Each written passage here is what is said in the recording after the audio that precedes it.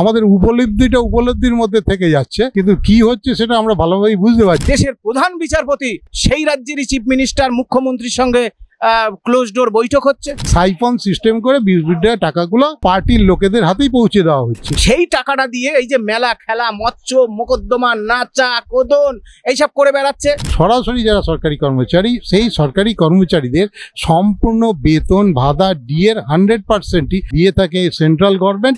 আগামী শুনানিতে এই রাজ্য সরকার আর সময় পাবে না। 40% টাকা দেওয়ার কথা, যেটা সব রাজ্যের সরকারই দেওয়ার ক্ষমতা রাখে। বিলম্বে এদের মহার্ঘ ভাতা প্রদান করা হোক। হাইকোর্টের ডিভিশন বেঞ্চ বলছে হ্যাঁ এটা এদের মৌলিক অধিকারের মধ্যে পড়ে। টাকা পয়সা লুটপাট করাই এই রাজ্য সরকারের একমাত্র উদ্দেশ্য এবং ভোটে ক্ষমতায় টিকে থাকা এই সরকারের একমাত্র উদ্দেশ্য, এছাড়া তাদের আর কোনো উদ্দেশ্য নেই। ফের পিছিয়ে গেল ডিএ মামলার শুনানি। দীর্ঘদিন ধরে যে অপেক্ষা করছেন ডিএ মামলাকারীরা, সেই ডিএ মামলার শুনানি গতকাল আবারও পিছিয়ে গেল।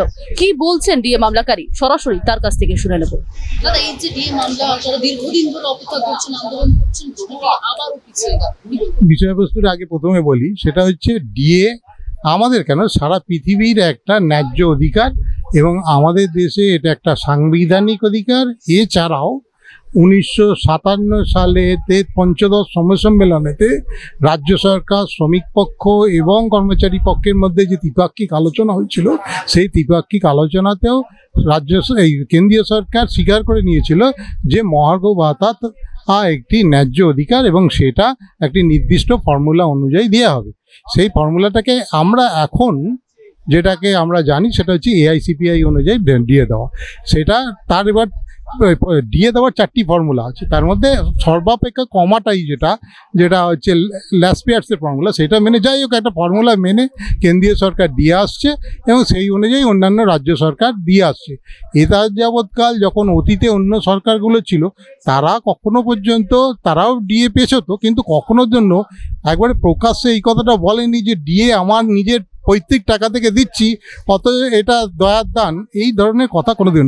কিন্তু এই সরকার আসবার পর থেকে দেখা গেল যে সম্পূর্ণটাই একজন মুখ্যমন্ত্রী দয়ার দানের উপরে নির্ভরশীল হয়ে গেছে।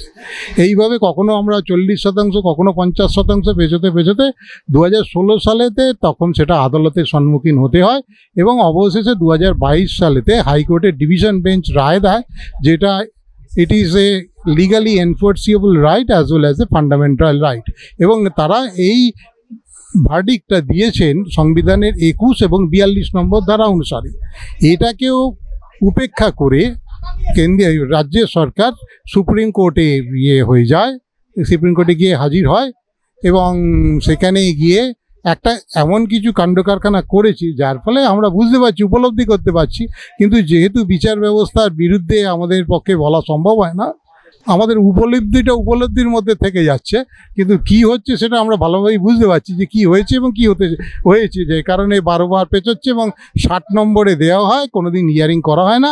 অবশেষে বলে হয় যে এটা সময় লাগবে এবং এটা একটা পূর্ব পরিকল্পিতই যে একটা পরিকল্পনা মাফিক চলছে, সেটা আমরা খুব ভালোভাবে রিয়েলাইজ করতে পারছি।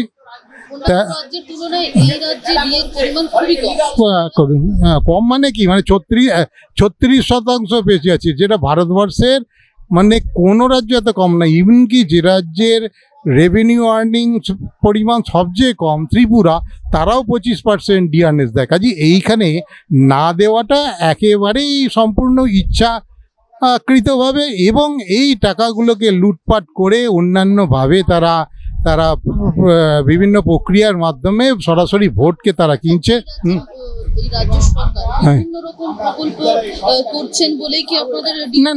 না, প্রথম কথাটা হচ্ছে এই জিনিসটা আপনারা জানেন না, সেটা হচ্ছে যে রাজ্যের যারা সরাসরি সরকার কর্মচারী, যেমন আমরা সরাসরি সরকার কর্মচারী ছিলাম, আমি একটা দপ্তরে কাজ করতাম, খাদ্য দপ্তরে কাজ করতাম, এইরকম সরাসরি যারা সরকারি কর্মচারী, সেই সরকারি কর্মচারীদের সম্পূর্ণ বেতন ভাতা ডিএর 100%ই আবার বলছি বেতন ভাতা ডিএর 100% দিয়ে থাকে সেন্ট্রাল গভর্নমেন্ট অর্থ কমিশনের বরাদ্দ বাবদ, যেটা 1950 সালের finance commission and miscellaneous provision act অনুযায়ী প্রভিশন করা হয়েছে।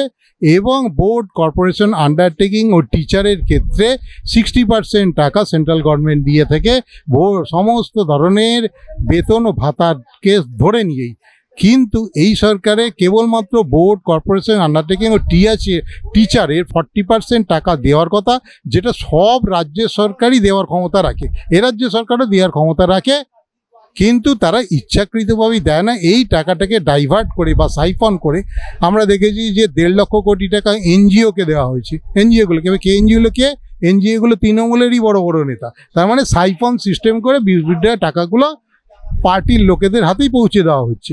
তেমন করে বিভিন্ন ধরনের ভাতা দিয়ে সে ভাতাগুলোরও কিন্তু কনস্টিটিউশনাল প্রভিশন অনুযায়ী দেওয়া হচ্ছে না, একেবারেই সম্পূর্ণ ইচ্ছাকৃত সিদ্ধান্তের ওপর।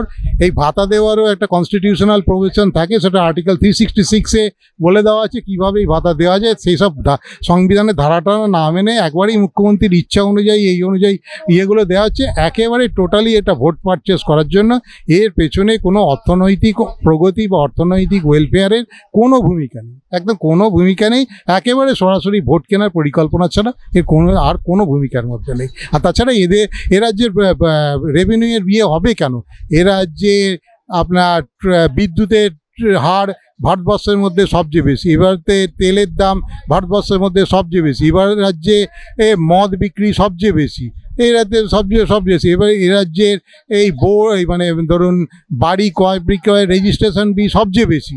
এছাড়া এ রাজ্যে হচ্ছে পূর্ব ভারতের করিডোর, তার ফলে জিএসটির পরিমাণও এই পূর্বাঞ্চলীয় রাজ্যগুলির মধ্যে সবচেয়ে বেশি। কাজেই এই রাজ্যে রেভিনিউ কম হওয়ার কোনো রকম কোনো প্রভিশন নেই, এবং কেন্দ্রীয় সরকারের অর্থনৈতিক সমীক্ষা অনুযায়ী এটা আর রেভিনিউ আর্নিংয়ের ক্ষেত্রে এবং কেন্দ্রীয় টাকা প্রদানের ক্ষেত্রে 4র্থ পজিশনে আছে। তাহলে ডিএর ক্ষেত্রে তো তাহলে 4র্থ পজিশনে থাকা উচিত।